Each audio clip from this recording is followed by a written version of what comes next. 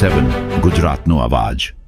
નમસ્કાર દર્શક મિત્રો, i7 ન્યૂઝ ગુજરાતીની સાથે હું છું આપની સાથે પાયલ બામભણિયા। તો જોઈએ આજના મહત્વના સમાચાર।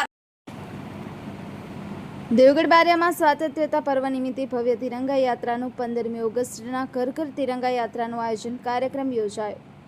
મળતી માહિતી મુજબ દેવગઢ બારિયા નગર ખાતે સ્વાતંત્ર્યતા પર્વની ઉજવણીના ભાગરૂપે આજરોજ ભવ્ય તિરંગા યાત્રાનું આયોજન કરવામાં આવ્યું હતું। દેશભક્તિના રંગે રંગાયેલી આ યાત્રામાં પ્રાંત ઓફિસનો સ્ટાફ, મામલતદાર ઓફિસનો સ્ટાફ, પોલીસ સ્ટાફ, નગરપાલિકા સ્ટાફ, સ્પોર્ટ્સના યુવાનો, મોટી સંખ્યામાં નાગરિકો, યુવાનો તથા આગેવાનો ઉત્સાહભેર જોડાયા હતા। તિરંગા યાત્રા દરમિયાન ભારત માતાની જય અને વંદે માતરમના નારા સાથે સમગ્ર વાતાવરણ દેશભક્તિમય બન્યું હતું। યાત્રામાં રાષ્ટ્રધ્વજ સાથે જોડાયેલ સૌએ દેશની એકતા, અખંડિતતા અને રાષ્ટ્રપ્રેમનો સંદેશ આપ્યો હતો।